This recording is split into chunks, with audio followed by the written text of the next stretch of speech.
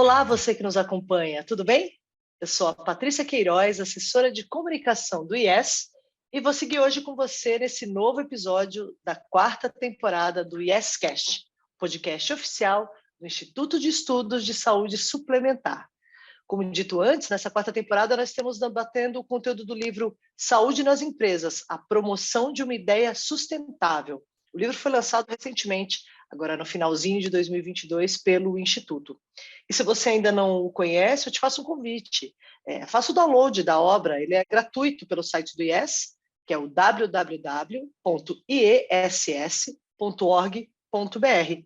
Também é possível fazer a mesma coisa pela Amazon, no Google e na Biblioteca Nacional. E eu quero te fazer um outro pedido antes de avançar. Não deixe de seguir o IES por aqui, na sua plataforma de streaming favorita e também nas redes sociais. E quem nos assiste hoje pelo YouTube já sabe, inscreva-se no canal, ative o sininho e deixe seu like. Isso é fundamental para que cada vez mais pessoas sejam alcançadas pelo nosso conteúdo. Hoje, você acompanha a segunda parte da nossa conversa com o Douglas Andrade. Ele escreveu no nosso livro um artigo sobre como as empresas podem contribuir com o modo de vida ativo dos trabalhadores e das trabalhadoras. Acompanhe a seguir. A ginástica laboral pode ser um caminho? Pode ser o começo para o apoio à atividade física dos funcionários de uma forma rotineira? Uma forma de incentivá-los a aderir à atividade física? O que você acha, Douglas? Bacana. A colega Valquíria Lima, né, que foi uma das coautoras do capítulo, é uma especialista na área de ginástica laboral, enfim, só para reconhecer o trabalho dela, aqui, por isso que eu estou citando, né? Então, para quem quiser ter uma referência também, a partir do acesso ao capítulo, vocês têm acesso a ela como profissional desse campo. A ginástica laboral, ela é uma atividade bastante presente, ela é a mais tradicional, né? Então ela já está presente em muitas empresas há muito tempo. Geralmente há uma preocupação das empresas, dizer, fala assim, eu coloquei a ginástica laboral, começou bem, depois de um tempo diminui a adesão, aí resolve trocar o professor, resolve trocar a empresa. Então, a ginástica laboral, como qualquer outra atividade, também ela primeiro, respondendo objetivamente a pergunta, sim, é uma atividade importante e promissora, mas como qualquer outra, ela às vezes cai na mesmice, né? Também assim as pessoas acabam não enxergando tanta vantagem de parar, mas será que só parar 7 minutos ali do meu dia de trabalho isso vai trazer efeito? Um outro ponto que é uma barreira também, fala assim, mas eu levanto para fazer a ginástica laboral, mas meu supervisor não levanta, então ficou até meio constrangido de parar o trabalho para fazer atividade física e meu chefe não para. Então, isso a gente tem evidência científica, se você não tiver adesão para qualquer coisa, né, da liderança, a chance do funcionário também se sentir à vontade de se envolver é menor. O que a ginástica laboral pode contribuir, né? Até talvez aí os anos 2000, a gente tinha um discurso muito focado, e ainda continua sendo válido, que assim, é importante parar para fazer ginástica laboral para você diminuir o que a gente chama, né, das lesões por esforço repetitivo, as doenças osteomusculares relacionadas ao trabalho, enfim, tem os diferentes conceitos, é mesmo para dizer isso, a pessoa tem muita dor na cervical, no ombro, no punho, porque trabalha um trabalho administrativo, ou numa linha de produção que também tem um movimento repetitivo de torção de coluna, por exemplo, enfim. Então, a ginástica laboral era muito focada nesse aspecto, né? A partir dos anos 2000, a gente tem uma evidência de que você quebrar o comportamento sedentário, então, se você passa muito tempo sentado e a cada hora você parar pelo menos 5 minutos e ficar em pé, a gente tem já impactos positivos para a saúde. Então, além do exercício que você faz na ginástica laboral, por si só, você tem a quebra do comportamento sedentário, isso para as atividades que a gente passa ali muito tempo sentado, né? Então, também é um benefício adicional que a ginástica laboral, vamos dizer assim, nos seus discursos, hoje em dia já carregam também, porque essa é uma evidência mais recente, né? A gente não tinha essa informação na década de 70, 80, mas com os estudos que eu te falei anteriormente sobre o avanço da atividade física, a sua relação com a saúde, a gente hoje considera que estimular a atividade física é uma intervenção importante, mas diminuir o comportamento sedentário é outro comportamento e outras intervenções são necessárias também. Então, a quebra do comportamento sedentário, a ginástica laboral também seria um momento. Se a pessoa levantar e ficar em pé e não fizer os exercícios, ela já tem uma quebra do comportamento sedentário, portanto, contribui para a promoção da saúde. Para quem nos ouve aqui, pode buscar aí por comportamento sedentário, vocês vão encontrar uma série de textos aí falando sobre isso. E um outro componente importante que a ginástica laboral pode também passar a fazer o papel é no processo de educação em saúde, né? Que geralmente já é feito. Então, também, às vezes você tem eu vou dizer prestadores de serviço, porque é muito mais comum a empresa contratar um prestador de serviço do que ter um profissional contratado pela empresa, né? A minha sugestão é que também, se não está presente, discutir como é que vai ser o conteúdo de educação em saúde trabalhado nas aulas de ginástica laboral.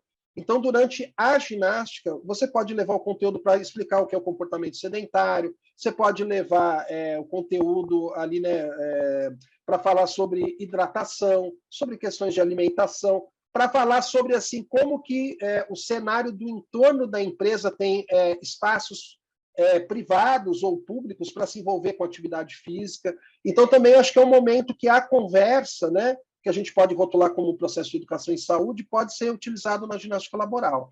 E, sem dúvida, esses fatores intrínsecos, né, a liderança participar, de alguma maneira, você ter atividades também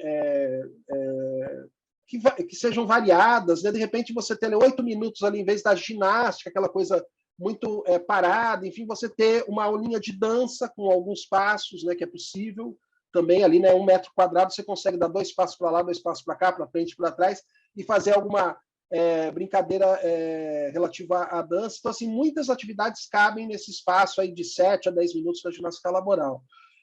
Só para fechar também esse assunto, lembrar que a ginástica laboral é uma possibilidade e não deve ser a única, né? Pensar nesse ambiente, em outras intervenções, trazer experiências diferenciadas, devem compor o que a gente chama de programas de promoção da atividade física no ambiente de trabalho. Mas, sem dúvida, a ginástica laboral é a mais presente, que traz benefícios e que deve ser pensada como uma estratégia importante, sim, para os colaboradores e colaboradoras da empresa, seja que ramo for, né? Tinha pensado nisso, de aproveitar esse momento da ginástica laboral para isso, para falar de hidratação, se mexer, muito, muito legal, muito bom. Bem, nesse pós-pandemia que estamos retomando a vida, os eixos tidos como normais de socialização, a atividade física pode ser uma fonte de reconexão consigo e com o outro? O que você acha disso, Douglas? E se agora estamos em home office, ou mesmo nesse formato híbrido, como fazer isso? Legal, Patrícia. Antes de falar especificamente da tua pergunta, só lembrar que a gente falou muito no comecinho das doenças crônicas não transmissíveis, né? Hipertensão, câncer, doença cardiovascular. Mas com a Covid, também a área de atividade física passou a discutir muito a questão das enfermidades não transmissíveis, né? Então, hoje a gente tem uma série de evidências científicas também que as pessoas mais ativas, quando acometidas pela Covid-19, por exemplo, tiveram de maneira mais branda. Em relação ao mundo virtual, a área de atividade física, assim como outras áreas da saúde, também acabaram se estruturando para fazer os atendimentos virtualizados, né? Então, muitos prestadores de serviços começaram a ofertar aula online, plataformas foram criadas das pessoas poderem aprender uma atividade física ou fazer uma atividade física dentro de casa. Eu, por exemplo, eu gosto não danço bem, mas gosto de dançar. Então, na pandemia, logo no começo, assim, eu acabei fazendo um curso de samba rock, por exemplo, que era uma coisa que eu não tinha noção, queria aprender, não me tornei um exímio, né, dançarino de samba rock, mas, assim, consegui aprender a lógica ali, os pequenos passos. Eu gosto de forró, eu tenho uma similaridade, mas tem suas diferenças. Então, assim, buscar uma atividade que você possa fazer em casa é algo bacana e que eu acho que a gente tem um ganho que vai perdurar para além, né, da Covid, obviamente, que já está presente. Então, hoje você consegue fazer quase toda a atividade física, pelo menos ter noções básicas a partir de dentro de casa. A atividade física durante a pandemia também foi valorizada pelo seguinte, a vontade das pessoas de irem para a rua, né, de caminhar. Então, também acho que teve essa questão. Todo mundo sentiu falta de estar na cidade. E aí as pessoas falam assim, mas que engraçado, eu queria sair. E as pessoas algumas passaram por esse momento com essa vontade de sair, algumas caiu a ficha, mas para outras não. Então acho que é importante a gente sempre valorizar, né? Que assim, você vive a cidade como? Com o seu corpo, né? Uma coisa é você passar todo dia na mesma rua de carro, você tem um conhecimento da cidade, se você passa de ônibus é outra, se você passa de bicicleta é um outro conhecimento, e se você faz um pequeno trecho a pé, é outra relação que você tem com a cidade. Então, quando a gente coloca o corpo dentro da cidade, você começa a prestar atenção que abriu uma loja, fechou outra, agora tem uma praça, tem um buraco, a calçada não está legal para caminhada. Então, assim, pensar aquilo, né? Somos um corpo e vivemos a cidade com o corpo que temos, acho que é uma coisa que a pandemia, para alguns, falou assim, pô, mas eu estou sentindo falta, não sei bem o que é. O que é? Está na rua, né? E está na rua se movimentando, porque a gente conhece a cidade melhor quando a gente está caminhando por ela. Então, acho que essa é uma dimensão interessante da gente refletir, né? Quando a gente sentiu falta da cidade, de estar na rua, o corpo sentia falta de estar na rua. Obviamente, se você puder estar num lugar arborizado, com sombra, uma fachada, né, na calçada que é agradável, não é uma rua escura, não é uma rua perigosa. Então, assim, acho que essa conexão com a cidade foi algo que a pandemia nos trouxe, e é importante que a gente não perca, não espere outra pandemia para sentir falta da cidade, né? Que a gente possa viver a cidade e lembrar que quando a gente está caminhando, a gente está fazendo uma atividade física. Acho que a importância de caminhar pela cidade é muito maior do que a própria atividade física, mas também não esquecer que é uma atividade física se deslocar a pé ou de bicicleta, né? As cidades que eu sou de São Paulo, né? Estou aqui em São Paulo, a gente tem uma malha cicloviária hoje um pouco melhor, a gente sempre luta para que tenha mais. Muitas cidades também têm ciclofaixa, ruas que convivem bem com o trânsito de bicicleta, enfim. Então, acho que também assim, se locomover de bicicleta, a pé, ou de patinete, ou mesmo que seja uma bicicleta elétrica, né, que parte do período você pode pedalar, mas assim, vivenciar a cidade através da possibilidade também de ser um ganho, você, conhecer a sua cidade, você está se movimentando. A outra questão também que eu acho importante é assim, muitos processos de educação em saúde também, né, tem muito conteúdo que foi gerado, né, então, se você quiser saber sobre comportamento sedentário, que foi que a gente conversou, digitar, você vai ter uma palestra, uma live. Então, acho que também as pessoas usarem um pouco... Assim, é importante fazer atividade física, mas conhecer sobre ela também é. Então, aproveitar, a gente tem muito conteúdo que foi produzido ao longo de 2 anos de pandemia, né? Então, às vezes, eu não preciso desenvolver uma palestra dentro da minha empresa para falar sobre atividade física. A área ali de qualidade de vida, de promoção da saúde, pode fazer uma trilha de aprendizado aproveitando conteúdos já disponíveis na internet, recomendar para os funcionários assistirem e tal. Então, é algo assim que pode dar algum trabalho de a gente fazer a curadoria, fazer uma curadoria de conteúdos, né, que estão disponíveis aí gratuitamente e trabalhar com isso ao longo do tempo na empresa, convidando as pessoas a assistirem essas lives, esses seminários, enfim, acho que é uma possibilidade também. Então, se você trabalha hoje em home office, as empresas já estão também cuidando disso, falam assim, tá, mas você está sentado em qual cadeira, o teu computador está em que altura, o teclado, como é que está, enfim, é importante, mas também, assim, de lembrar que a quebra do comportamento sedentário na empresa ou dentro de casa é a mesma coisa. Então, se você puder monitorar aí a cada 1 hora, ficar 5 minutos em pé, dar uma espreguiçada, prestar atenção na postura, então acho que esse é um cuidado dentro de casa. E para quando consumir os conteúdos de maneira remota, tomar cuidado para você não cair também num excesso, né, de prática, para você não entrar num quadro de lesão. Então, também certificar que se for um exercício, né, dança, as lutas marciais não estão dentro do rol do que é prerrogativa do profissional de educação física. Mas se for ginástica, exercício com peso do próprio corpo, importante que você certifique ali se é um profissional de educação física, né? O fato de ser profissional não significa que seja um bom profissional, também acho que é importante, mesmo da área, né, dizer isso. Então, não é porque tem o título que passou por uma formação, a pessoa é competente, mas ficar atento, assim, que aquela coisa, assim, a atividade física é boa quando me dói todo o corpo, isso não deve ser parâmetro, né? Obviamente, para quem está muito tempo parado, ter um pequeno desconforto é natural, mas assim, você não pode ter uma overdose de prática, né? Então, lembra que sim, você é um corpo e o teu corpo, sabiamente, te dá sinais que algo está errado. Se você está tendo incômodo na cervical, com certeza é porque você está numa postura inadequada numa parte do dia, uma grande parte do dia. Então, assim, ter dor não é indicativo de boa coisa. Então, ficar atento. Se você fizer uma prática remotamente, trocar uma figurinha, né? É importante que você opte em programas que você tenha como conversar com a pessoa, que não seja só olhar o vídeo e ficar reproduzindo, né? Se não puder conversar com um profissional que está ministrando aquela oficina, aquele vídeo, então procurar algum profissional também, trocar figurinhas com quem já faz atividade física há mais tempo, e lembrar que dor é um pequeno desconforto bacana, mas dor, se repetir ali, tem que ficar atento, porque não é porque você está fazendo atividade física que é bom para a saúde, o excesso é melhor ainda, né? Então tem que ter uma certa moderação aí também nesse envolvimento.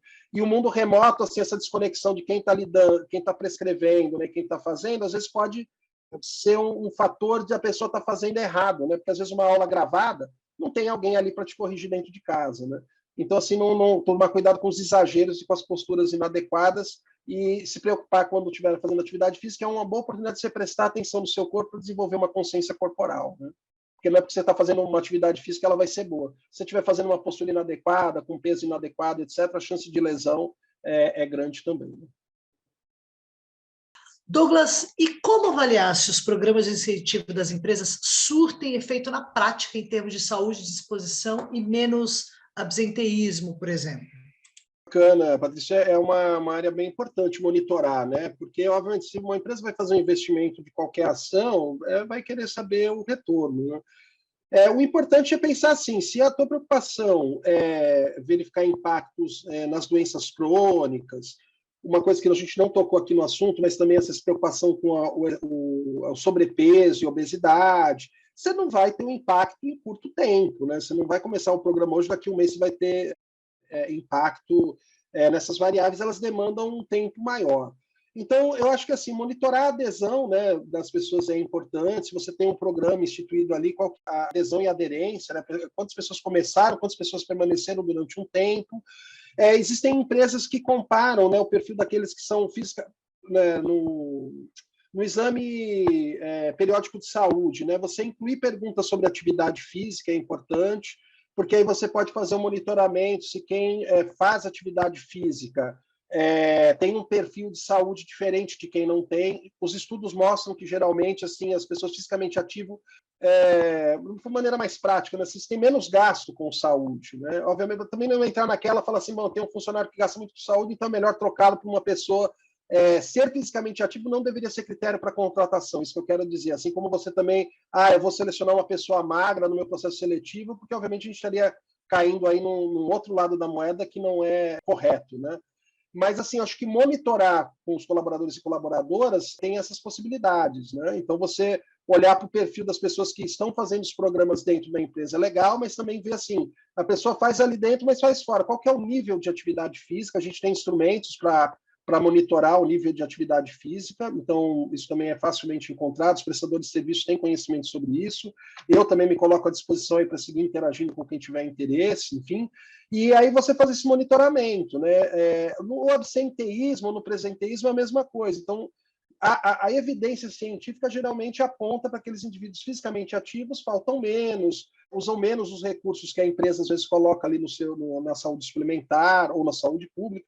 Então, de fato, esse estilo de vida mais saudável impacta positivamente. Então, se a empresa quer ter algum controle, precisa monitorá-lo. Mas eu acho que e algumas já fazem isso, mas às vezes esperam resultados que são de longo prazo, num curto prazo, e mudam suas estratégias porque não está tendo resultado. Então, precisa ter um pouco de paciência, né, também, porque assim você não tem uma pílula mágica que a pessoa tem um quadro de saúde, daqui a um mês ela começou a fazer atividade física, vai estar melhor. Uma coisa que eu acho que é bem interessante é de compartilhar as histórias, né, também. Então, assim, usar dados objetivos é bacana, mas também trabalhar com dados subjetivos. Então, o que eu recomendo é que em processos de programas de qualidade de vida, e aí não precisa ser só de atividade física, você tenha avaliações mais qualitativas. Por exemplo, você pode aplicar um questionário, mas você também pode fazer uma roda de conversa com o grupo focal, que é uma técnica de metodologia. Então, você ouve um pequeno grupo ali e tira insights para melhorar o programa, para ver como que as pessoas estão percebendo. E, geralmente, quando você pergunta para uma pessoa que mudou o estilo de vida e começou a fazer mais atividade física, a pessoa não vai te dizer assim, eu estou sentindo agora que eu não vou morrer do coração. Não, ela não vai falar isso. Ela vai dizer o seguinte, eu estou me sentindo mais disposta, estou dormindo melhor, eu estou mais feliz, eu fiz uma rede de amigos. Então, tem muitas variáveis, até da pergunta que você me fez anteriormente, né, da parte subjetiva, que precisam ser monitorados. Então, eu entendo que não dá para encher o exame periódico de saúde ali com muitas perguntas, mas você pode fazer grupos focais, ouvir. E acho que compartilhar as histórias de dentro da empresa, de pessoas que mudaram seu comportamento, o que elas perceberam, que estratégias elas utilizaram para se manter ativa. Então, compartilhar isso também vamos dizer assim, entra naquele rol do conhecimento, né, de compartilhar boas histórias, da própria empresa, né, é uma estratégia de dar visibilidade para histórias de superação. Não estou chamando de superação aqui, mas nem é esse termo, né? Assim, histórias de pessoas que conseguiram colocar atividade física na sua rotina de vida, né? Não precisa ter aquele padrãozão, né? O funcionário ativo do mês, põe a foto e tal, mas contar essas histórias, né? Dar visibilidade para elas, e qualquer empresa vai ter sempre alguém que faz atividade física desde criança. É importante saber que a atividade física também ao longo da vida muda, né? Então, assim, o fato da gente entrar para o mundo do trabalho é um fator, às vezes, impeditivo para seguir uma rotina de vida ativa, né? Você ser pai, você ser mãe também, né? Você perder o emprego também. Então, assim, tem muitos fatores sociais que acontecem ao longo da vida que nos tiram da vida saudável e da prática de atividade física. Então, também saber que isso é normal ao longo de uma trajetória é importante. E saber que, na medida do possível, isso é uma barreira, mas é possível retomar. Chavão também, né? Mas é importante reforçar, não há idade para começar um estilo de vida fisicamente ativo. Se você não foi fisicamente ativo até hoje, isso não é uma desculpa para você começar, porque os benefícios ocorrerão se você vai começar aos 20, aos 30, 40, 50, 60, 70, 80, não importa. A atividade física ela vai te trazer benefícios imediatos, os efeitos agudos, como eu falei, né, e também os crônicos, se você perseverar nessa prática. Mas entender que ao longo da vida existem questões sociais aí que vão nos tirar da prática porque demandam tempo, né?